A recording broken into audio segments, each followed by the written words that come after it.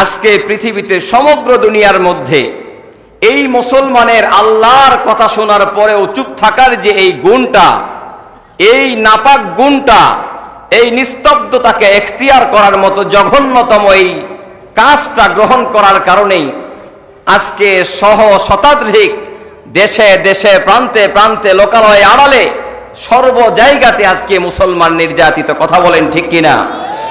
মুসলমান নির্যাতিত, এটার পিছনে আমরা যখন কারো সমালোচনা করতে বসি, আমরা যারা আলোচক আছি তখন মনে করেন মাইক সামনে পাইলে বর্তমান যেহেতু আওয়ামী লীগ সরকার ক্ষমতায়, এরে ধুয়ে ফেলি। কথা বলেন ঠিক কিনা?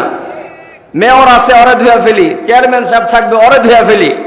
কিন্তু এটাও একটা চরম ধোঁকার মধ্যে আমি আপনি পড়ে আছি। এই সমস্ত দোষের মধ্যে আমালাকুম উম্মালাকুম, আল্লাহ তাআলা বলতেছেন যাহারাল ফাসাদ ফিল বাররি ওয়াল বাহরি বিমা কাসাবাত আইদিন নাস। সমগ্র দুনিয়ার মধ্যে যতগুলো অপকর্ম হয়, সমগ্র জাহানের মধ্যে যত অপসংস্কৃতির বেড়াজাল বেরিয়ে যায়, এই সমস্ত অপকৃতকর্মের পিছনে অন্যকে দোষ দেওয়ার আগে তোমার নিজের কৃতকর্মের দিকে তুমি তোমার দোষের আঙ্গুল উঠাও। কথা বলেন ঠিক কিনা? কিন্তু আজকে গীবত করতে আমরা এত পটু, কি আলেম, কি জালেম, কি পাবলিক, কি নেতা, কি মুসল্লি, কি অনুসারী, সর্বজন শ্রদ্ধেয় যে আছে তার বিরুদ্ধের ব্যক্তির পিছনে যত পারে গীবত করে। কথা বলেন ঠিক কিনা? কিন্তু আল্লাহ তাআলা তো এটা করতে বলে নাই। আল্লাহ তাআলা বলতেছেন যাহারাল ফাসাদ ফিল বাররি ওয়াল বাহরি বিমা কাসাবাত আইদিন নাস। এই সমস্ত জুলুম, নির্যাতন, অস্বস্তি পরিবেশের আগে তোমার আমল কেমন ছিল এটা নিয়ে তুমি কখনোই চিন্তা করো নাই। কথা বলেন ঠিক কিনা? আল্লাহ তাআলা যে আমাদেরকে দুইটা চক্ষু দিয়েছে, এই চোখ দিয়ে আমরা কলিজা ভরে মানুষের বদনাম করি, কলিজা ভরে আমরা মানুষের গীবত করি, কলিজা ভরে আমরা মানুষের দোষ চর্চা করি।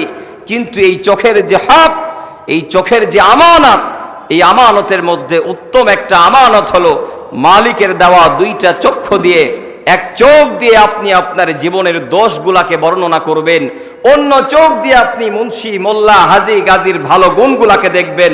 তবেই আপনি রাসূলুল্লাহ সাল্লাল্লাহু আলাইহি ওয়াসাল্লামের আদর্শ উম্মতের অন্তর্ভুক্ত হতে পারবেন। কথা বলেন ঠিক কিনা? এজন্য আমরা মাইক পাইলেই, চাইছে আপনার রাজনৈতিক মঞ্চ হোক কিংবা ইসলামী জালসার মঞ্চ হোক, শুধুমাত্র তুলাধুনা করে ধুনতেই মজা পাই। কি বলেন? এটা করা যাবে না, এটা করা যাবে না। যে অপরাধী সে তো অপরাধীই থাকবে। আপনার গীবত পরশেকায়েত করে তার অপরাধকে আপনি দমন করতে পারবেন না, বরং গীবত করার কারণে আল্লাহর হাবিব সাল্লাল্লাহু আলাইহি ওয়াসাল্লাম বলতেছেন আল গীবাতু আশাদ্দু মিনাজ জিনা। সমাজের মধ্যে একজন পরকীয়াবাজ, নারীবাজ, একজন নেশাখোর, দুর্নীতিবাজকে আমরা কি ভালোবাসার চোখে দেখি না খারাপ চোখে দেখি? কথা বলেন, খারাপ চোখে দেখি। কিন্তু একজন গীবতকারীকে পাশে বসায় নিয়ে আমরা চায়ের স্টলে চা খাই। কথা বলেন ঠিক কিনা?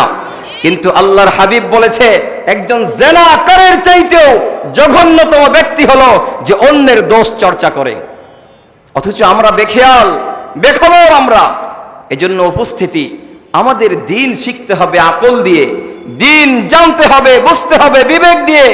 বাহ্যিক অবয়ব, বাহ্যিক আকার আকৃতি, বাহ্যিক সৌন্দর্য, মাধুর্যপূর্ণ স্পোকিং কথা বলা, মাধুর্যপূর্ণ শব্দ চয়ন করার মাধ্যমে দিন পাওয়া যাবে না। দিন গ্রহণ করতে হবে, দিনকে ধারণ করতে হবে বিবেকের আদালতের মাধ্যম দিয়া। যে বিবেক আল্লাহ তাআলা আপনাকে দিয়েছে, এটার মাধ্যমে এটাকে ধারণ করতে হবে। কথা কি বুঝাইতে পারতেছি আমি? সম্মানিত উপস্থিতি, এজন্য আমাদের জিন্দেগিটা যেন সুন্দর থেকে সুন্দর হয়ে যায়, এটার মেহনত করা লাগবে। এটার যদি মেহনত আমি আপনি না করি, তাহলে সারা জীবন মানুষের দোষ চর্চা করতে করতে দুনিয়ার থেকে চলে যাব, কিন্তু আমার আপনার জিন্দেগিতে পরিবর্তন আসবে না। যেহেতু কথা আসতেছে, এজন্য একটা কথা বলি যে দোষ চর্চা তো, গীবত করা তো বিশেষ কিছু জায়গার মধ্যে জায়েজ আছে। এমন একটা জায়গায় দোষ বর্ণনা করতে হবে যে জায়গায় দোষ বর্ণনা করলে পরিবর্তন হওয়া যায়। যেমন মনে করেন যে আমাদের এই চেয়ারম্যান সাহেবের যদি আমি দোষ বর্ণনা করি, আমার সামনে আপনি দোষ বর্ণনা করলেন, আমার 14 গোষ্ঠীর ক্ষমতা আছে যে উপজেলা চেয়ারম্যানরে ওই সাইজ করে আবার কাজের পরিবর্তন করানো। কিন্তু বলতে হবে কাকে? তার উপর পর্যায়ের। অর্থাৎ সহজ কথা হলো, আমার কথা কি আপনারা বুঝতেছেন? আমার কথাগুলো নট অ্যাঙ্গেল, কোনো ডান বামে নেবেন না। স্বচ্ছ বিবেক নিয়ে মুসলমানের পরিচয় নিয়ে বুঝবেন, তাহলে ইনশাআল্লাহ, না বুঝলেও আল্লাহ বুঝার তৌফিক দিবে। পারবেন তো ইনশাআল্লাহ? এখানে কি ভিন্ন পরিচয় কেউ বসছেন নাকি? ভিন্ন পরিচয় কেউ আসছেন নাকি? এখানে সকলের একটা পরিচয়, সকলের একটা পরিচয়, তারা হলো কি? আল্লাহর গোলাম। গোলামের পরিচয় নিয়ে বসলে গোলামীর গুণ অর্জন করা সহজ হবে। কথা কি ক্লিয়ার?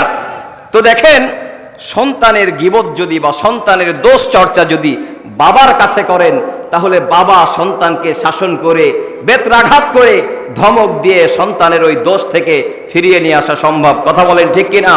কিন্তু বাবার দোষ যদি আপনি সন্তানের কাছে চর্চা করেন, ছোট্ট একটা সন্তান, সে নিজেই এখন পরাধীন, সে তার বাবাকে দোষ থেকে কিভাবে ফিরাবে? কথা কি বুঝাইতে পারলাম?